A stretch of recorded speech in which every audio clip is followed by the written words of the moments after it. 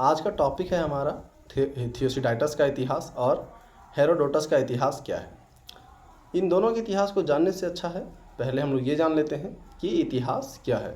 यदि हमें इसकी जानकारी हो जाएगी कि इतिहास क्या है, तभी हम लोग यह डिसाइड कर पाएंगे कि थियोसिडाइटस का इतिहास क्या था और हेरोडोटस का इतिहास क्या है। किन कारणों की वजह से जो है हेरोडोटस का इतिहास की दूर दूर तक चर्चा नहीं की जाती है और किन कारणों की वजह से जो है हेरोडोटस को इतिहास के जनक और इनकी इतिहास को दूर दूर तक चर्चा की जाती है। मतलब इनके इतिहास का अध्ययन ज़्यादा किया जाता है और इन्हीं का इतिहास जो है वो प्रबल इतिहास है या कह सकते हैं तथ्यात्मक इतिहास है या इन्हीं के इतिहास को ज़्यादा मानक इतिहास कह सकते हैं इनको हम लोग। तो आइए पहले जान लेते हैं कि इतिहास क्या है। प्रायः आज इतिहास का जो चर्चा किया जाता है वो कई संदर्भों में किया जाता है, जैसे पौधों का इतिहास, गणित का इतिहास या जीवों का इतिहास। लेकिन यदि इतिहास को गहराई से समझेंगे या इतिहास में थोड़ा सा परिवर्तन होगा इसकी भाषा में या लैंग्वेज में कह सकते हैं। मान लेते इतिहास से हम लोग हिस्ट्री की ओर चलते हैं। जैसे हम लोग हिस्ट्री के बारे में चर्चा करना शुरू करेंगे तो वहाँ पर हिस्ट्री का मतलब केवल और केवल मानवीय घटनाओं का अध्ययन होगा। लेकिन जैसे इतिहास में आते हैं, इतिहास में हम लोग कई तरह की बातों की चर्चा करेंगे। जैसे हिंदी में हम लोग यूज करते हैं जीवों का इतिहास क्या है या गणित का इतिहास क्या रहा हो, साइंस का इतिहास क्या रहा है। तो ये सब सिर्फ कहने को इतिहास है, लेकिन इनका संबंध कभी भी इतिहास से नहीं होता है। इतिहास में जैसे हम लोग इतिहास की चर्चा करना शुरू करेंगे या हिस्ट्री की चर्चा करना शुरू करेंगे तो केवल और केवल मानवीय घटनाओं का ही अध्ययन उसमें हम लोग करेंगे।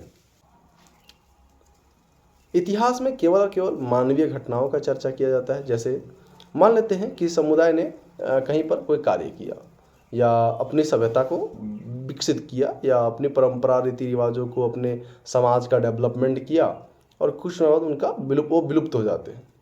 यदि वो विलुप्त हो जाएंगे तो वहाँ पर उनका अध्ययन करने के लिए कुछ तो बचेगा नहीं। लेकिन जब पुरातत्वविद वहाँ खुदाई करेंगे तो अवशेष के रूप में कुछ ना कुछ प्राप्त होगा। अब वहाँ जो शेष चिन्ह प्राप्त होगा उन्हीं को इतिहास कहेंगे। अब ये शेष चिन्ह क्या हो सकता है? जैसे वे लोग जब वहाँ पर रहे तो खेती कार्य किए होंगे, किसी चीज़ को बनाए होंगे, घर वगैरह बनाए होंगे, उनकी सभ्यता पनपी होगी, कुछ ना कुछ कोई ना कोई अवशेष बच ही जाता है जिसको हम लोग अवशेष मान के चलते हैं कि वे घर बनाए। ठीक है, तो घर बनाए तो पहले का घर जो खपरेल होती थी, अब जो ईंटों का घर आने लगी है। तो यदि मान लेते हैं कि किसी कारणवश वहाँ की आबादी लुप्त हो जाती है या वो समाज विलुप्त हो जाता है, नष्ट हो जाता है, तो जब खुदाई होगी तो ईंट वगैरह मिलेगा, खपड़ा वगैरह जो खपराइल बोलते हैं ये सब मिलेगा और भी कई से चिन्ह प्राप्त हो सकते हैं। इन चिन्हों के आधार पर ये चर्चा किया सकता है कि उस एरिया में जो है पहले लोग निवास करते थे या उनके घर ऐसे हो खपराइल के थे या ईंटा पक्के घर होते थे या किन कारणों से उनका पतन हो गया। इन सभी चीज़ों की चर्चा इतिहास में किया जाता है। सबसे पहले हमें यह जानना होगा कि इतिहास में हम किसका अध्ययन करेंगे। चूँकि हम लोगों ने ये जान लिया कि इतिहास में शेष चिन्हों का अध्ययन किया जाता है, शेष चिन्हों को जो अवशेष प्राप्त होगा उन्हीं को हम लोग इतिहास कहेंगे। लेकिन यहाँ पर क्या मान लेते कोई पेड़ प्राप्त हो गया तो क्या वो इतिहास है? कोई जीव प्राप्त हो गया तो क्या उसे इतिहास कहेंगे? नहीं, इन सबको इतिहास नहीं कहेंगे। इतिहास में केवल और केवल मानवीय घटनाओं का अध्ययन किया जाता है। जैसे मानवों ने क्या किया, मानवों ने किन का निर्माण किया या किन का उनका पतन हो गया, इन सब बातों पे चर्चा की जाएगी। या मानवीय जीवन में जो तमाम घटनाएं घटित हुई उनके साथ, उन सभी चीज़ों का चर्चा हम लोग इतिहास में करेंगे। अब मोटे तौर पर यदि कहा जाए तो इतिहास मानवीय घटनाओं का उल्लेख कहलाता है। मानवीय घटनाओं का जो उल्लेख है यदि उसका हम लोग करेंगे तो वो इतिहास कहलाएगा। चलिए अब जान लेते हैं हम लोग थियोसिडाइटस का इतिहास कि थियोसिडाइटस का इतिहास क्या है। देखिए थियोसिडाइटस ने क्या किया, 411 ईस्वी में जो है उनको जो शेष चिन्ह प्राप्त हुआ उनको वो अध्ययन किया और उन सभी का जब अध्ययन किया, उन तथ्यों का संकलन किया या कहते हैं उनका अन्वेषण किया, तो उन्होंने क्या किया कि उन सब तथ्यों को वहाँ की राजनीतिक दशा से या राजनीतिक स्थिति से उनका संबंध जोड़ दिया। मतलब वो अपने मार्ग से भटक गए। जाना था इतिहास की ओर, वो चल गए पॉलिटिक्स की ओर, मतलब राजनीति की ओर चल गए। अर्थात इन्होंने इतिहास को राजनीति से संबंधित बता दिए या राजनीति से इनका संबंध स्थापित कर दिए, जिसकी वजह से इनकी जो इतिहास है उनका दूर दूर तक कोई चर्चा नहीं किया जाता है। वैसे यदि इतिहास की बात करें तो इतिहास को प्रारंभ उस समय से माना जाता है जब धरती पे मानवों का अवतरण हुआ। मतलब जब से मानव धरती पे रहने लगे तब से इतिहास का जन्म माना जाता है। तब से इतिहास का जन्म माना जाता है। अब इतिहास में क्या करेंगे, मानवों द्वारा जो कार्य है, जो उनका विचार है, जो उनका समाज है, इन सभी चीज़ें जो थी उनको हेरोडोटस ने जो है 500 ईसा पूर्व में क्रमबद्ध करना शुरू किया। जब इन्होंने क्रमबद्ध किया तो इन्होंने एक पुस्तक लिखा हिस्टोरिका, जिसमें ये जो बातें वो लिख रहे थे इनका नाम दिया इतिहास। और जब वो इनका नाम दिया इतिहास तो इतिहास का जन्म हो गया। हम लोग के बीच इतिहास आना, इतिहास शब्द का एक मोटा रूप से इतिहास। हेरोडोटस का इतिहास की बात करें तो वैसे तो इतिहास का उद्गम या उद्भव उस समय से माना जाता है जब धरती पर लोगों का अवतरण हुआ, या कह सकते हैं कि धरती पर लोग आए। जब दो लोगों का जन्म धरती पर हो गया उसी समय से जो है इतिहास का अवतरण हो गया। मतलब उस समय से जो है इतिहास के बारे में चर्चा होना शुरू हो गया। अब जान लेते हैं हम लोग हेरोडोटस का इतिहास, या हेरोडोटस का इतिहास क्या था। देखिए, इतिहास का जन्म तो उस समय से माना जाता है जब लोगों का पृथ्वी पे अवतरण हुआ। जब पृथ्वी पर लोगों का अवतरण हुआ तो उस समय इतिहास का जन्म हो गया। लेकिन हम लोग बस चर्चा इतिहास का कब है तो 500 कुछ ईसा पूर्व से, क्योंकि हेरोडोटस का जब जन्म हुआ तो उन्होंने जो है इतिहास कह सकते हैं शेष चिन्हों के बारे में अध्ययन करने में उनको ज़्यादा रुचि थी।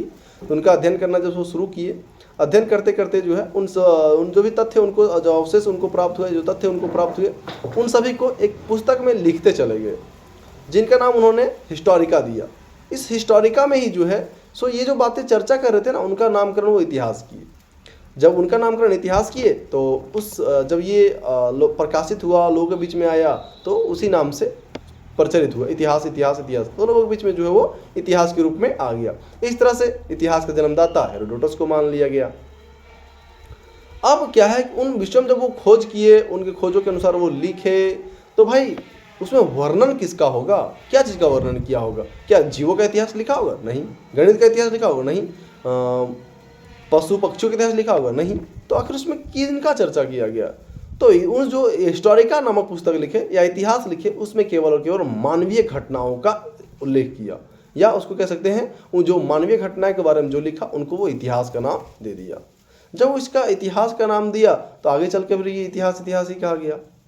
ये कह सकते हैं कि हेरोडोटस जो है वो पहला व्यक्ति थे जिन्होंने किसी घटना को इतिहास का नाम दिया। और जब उन्होंने उसको इतिहास का नाम दिया तो इस तरह से जो है क्या हुआ, हमारे बीच में एक नया अध्याय आ गया, या कहते हैं नया सब्जेक्ट आ गया इतिहास के रूप में, और आज हम लोग उस इतिहास को पढ़ते हैं। अब हम लोग को जानते हैं कि इतिहास हमारे लिए क्यों जरूरी है, या इतिहास हम क्यों पढ़ेंगे। तो देखिए, इतिहास हम लोगों के लिए इसलिए इम्पॉर्टेंट है या इसलिए ज़रूरी है कि जो घटनाएं पहले घटित हो गई उनकी पुनरावृत्ति ना की जा सके। जैसे देखिए, सपोज दैट मैं एग्जांपल लेता हूँ। 31 दिसंबर 1600 ईस्वी को भारत में अंग्रेज़ों का आवागमन होता है। जब वह आए तो पहले व्यवसाय करना शुरू किया। व्यवसाय करते करते क्या हुआ, धीरे धीरे कुछ राजा महाराजाओं से पहचान बढ़ा, उन लोगों को आपस में मिलाया, उनके साथ रहन सहन बनाया, उनके साथ खान पान आन जान। अंग्रेज़ों ने यहाँ के जो राजा महाराजा थे उन लोगों से पहले रिश्ता अच्छा बनाया।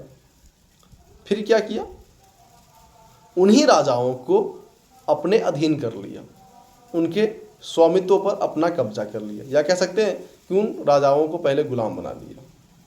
कुछ चंद गद्दारों ने क्या किया, अंग्रेज़ों का साथ दिया। वे अंग्रेज उन्हीं के सहारे जो है पूरे भारत को गुलाम कर लिए। चलिए, ये तो अंग्रेज आया तब की बात है। तो इससे पहले जाते हैं, अरब आक्रमणकर्ता आए, उन्होंने क्या किया, हमारे मंदिरों को लूटा, उन्हें तोड़ा, या तोड़ मरोड़ के हमारा इतिहास हम ही को परोस दिया।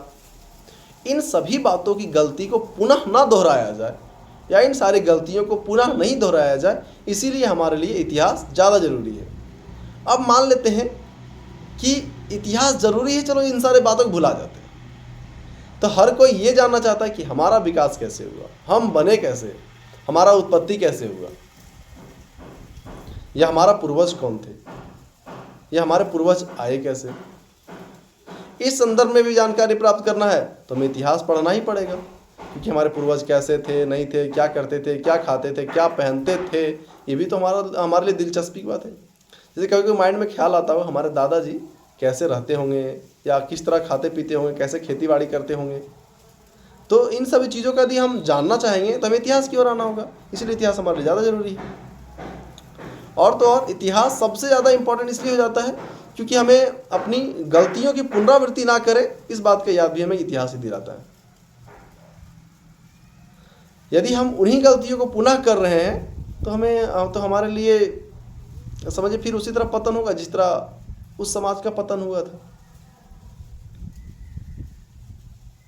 तो इतिहास इसलिए हमारे लिए ज़रूरी है और बहुत ज़रूरी हो जाता है। और मैं तो कहता हूँ इतिहास हर किसी के लिए ज़रूरी है। यदि आप कोई कार्य करते हैं तो भी आपको इतिहास चाहिए। जैसे मान लेते कोई जगह आप खरीद रहे हैं तो भी इतिहास चाहिए, यह जगह किसका है और ये जो व्यक्ति खरीदा है वो रियल में सही खरीदा है या नहीं खरीदा है। जब इसकी जानकारी भी प्राप्त करना चाहोगे तो आपको इतिहास पलट के देखना पड़ेगा। तो है ना मज़ेदार चैप्टर इतिहास, कितना अच्छा सब्जेक्ट है इतिहास। और धन्य हो हेरोडोटस जिन्होंने हमें इतिहास दिया है, जिसकी वजह से हम अपने पिछली गलतियों को पढ़ लेते हैं और उनको सुधारने की नई नई पहल करते हैं, सुधारने की नया कोशिश करते हैं, और कभी ये नहीं चाहते हैं कि जो गलती हमने किया वो गलती पुनः दोहराया जा सके।